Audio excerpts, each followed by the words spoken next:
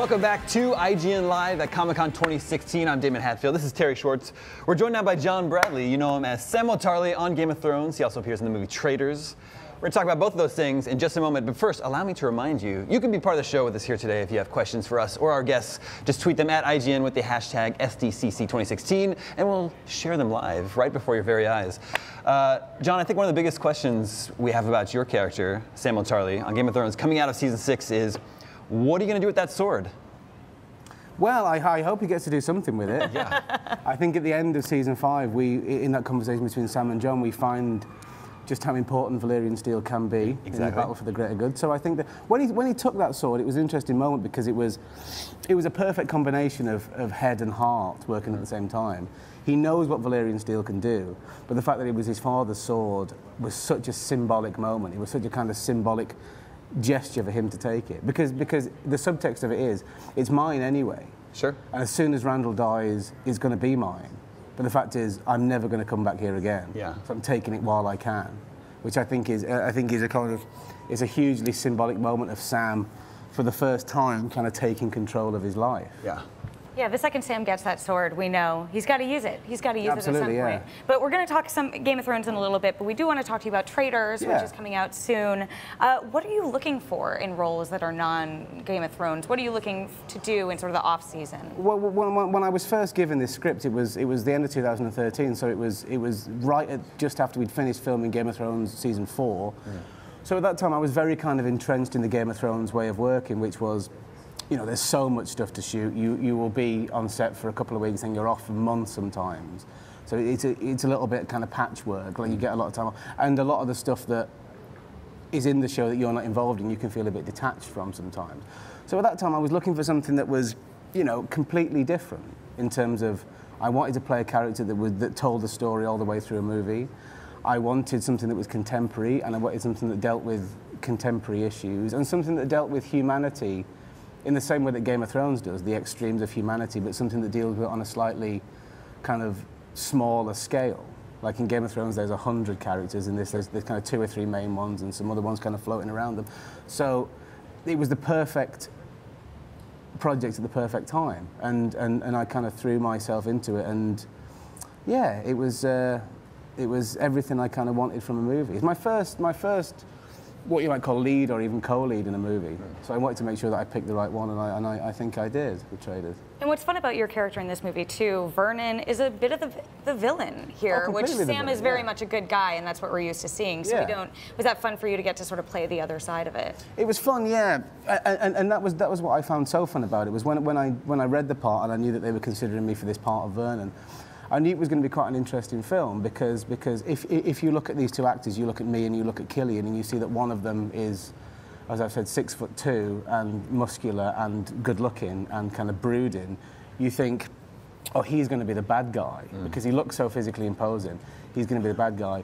And myself, who's shorter and rounder and looks more cuddly and looks more nice, he's going to be the good guy who the bad guy tramples all over, and he may defy the odds or he may not. But what you get, as soon as you know that Vernon is the bad guy, you start to realise that they're playing around with those conventions and playing around with those. And it's an interesting piece of casting as well, because I don't look like the bad guy. So as soon as I'm introduced as the bad guy, you get that instant twist and you get that shock, and you make people sit up and pay attention. Well, yeah, Vernon is a real bad guy. So, Terry, you've seen this film. I have. But for people that aren't familiar with it, what's the brief synopsis of Traitors? Brief synopsis is that Harry and Vernon being me and Harry being Killian Scott, we work for a high-flying company in Dublin. Harry is on the top floor, so Harry is an executive, and he has the lifestyle, he has the cars, he has the apartment, he has everything you could possibly want. Vernon is below deck, if you like. He's kind of IT support, and he lives with his parents, and his life just isn't as glamorous as Harry. Turns out they all lose their jobs, and so they all enter a period of kind of financial turmoil.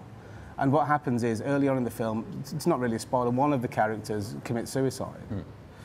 And because the situation has got so desperate, and that sets Vernon off thinking, well, if people are willing to do something so extreme, something that they consider to be a solution to all these problems, then why don't I invent a system where two people who have lost everything, they sell everything they have, turn it all into money, go to a remote location and fight each other for all the money to the death. And things get crazy from things, there, things too. Get really crazy. Suffice it to say that things get a bit crazy from there. The system works a bit too well. It's a very extreme premise, but it's rooted in a reality. It's a real examination of that old adage, drastic situations call for drastic measures, and it's just about how far ordinary people are willing to take things to maintain a standard of living. Now, this other little project that you're working on called Game of Thrones, which you guys are going back to late this year. You have a delay, so we get some more winter scenes. That's the rumor, yeah. No, they did announce officially, finally, earlier this week. Oh, thank God for that. seven episodes and a summer 2017 premiere date. So we got to wait longer for Game of Thrones, which means we've got to push you for as many teases as we can get. Oh. Something that I thought was interesting. You really don't have to. That's where hey, at least there's no Big Jon Snow question this season. No. There's the sword, but beyond that, I thought one of the things that was really interesting about season 6 was Sam's storyline was sort of the last one to catch up to where we are in the published books when he arrives in Oldtown. So everything after that, we don't know too much about. Exactly. What do you imagine comes next? What do you imagine is like the most important bit of information Sam can get out of that library in Oldtown? Well, I don't know. It's an interesting one because I'm kind of conflicted between what Sam wants and what I want to happen to Sam, if you know what I mean. I think Sam's perfectly happy to stay there for as long as he possibly can because it's the first time he's ever felt accepted, the first time he's ever felt really comfortable. So it's nice that he's finally got home, and home being, the kind of metaphorical home where he feels most accepted. But as an actor, and just in terms of my sense of adventure for Sam, I want him to find something important quick. And then get out of there as quick as possible. Because let's not forget, Sam's not there to, be twisting by the pool at the Citadel for, for a long time. He says to Jon, I want to go because that's where I can fulfill my potential. That's where I can be at my best, and that's where I can do something that's going to affect, the war on the side of the good. So he's not there for a holiday. He's there to do his job.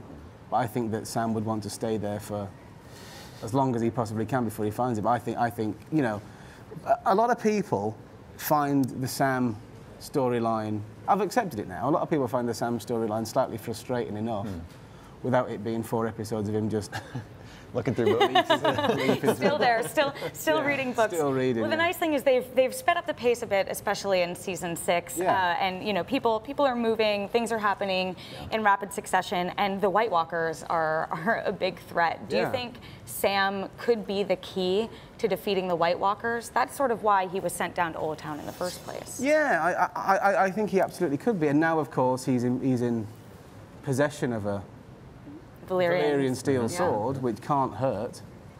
I think that's, there's going to be something. There's either going to be that, there's going to be some kind of clue to Jon's background, maybe.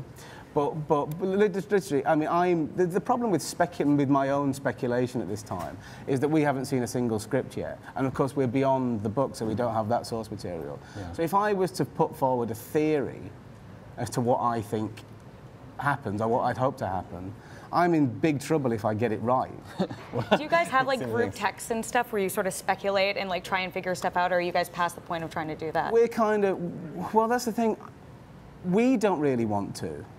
No, and I suspect other people don't really want to either. I want to. I'm trouble like that. I want to know. Well, as I've said before, as I've kind of famously said before, would you rather me tell you now, or would you rather watch it? Yeah. Because I'd rather watch it. Because I could sit here and talk you through every frame of Battle of the Bastards. Because this happens, and then you'll never guess what. Jon's trapped under a load of bodies and he's trying to get out. and you'd be listening, but it's not going to match up to the visual spectacle of seeing it. So I think patience is a virtue with these things, and all will be revealed. Well, we are out of time. Real quick though, before we go, at the end of it all, what do you think the chances are that Samwell sits on the Iron Throne? Well, I've been asked this question before, and all I say is, for many people, sitting on the Iron Throne would be all they want. It's all they're fighting for. But with Sam, it's never even entered into his consciousness that he could ever do, because he wouldn't want it. Yeah. His ambitions for life are so modest, really.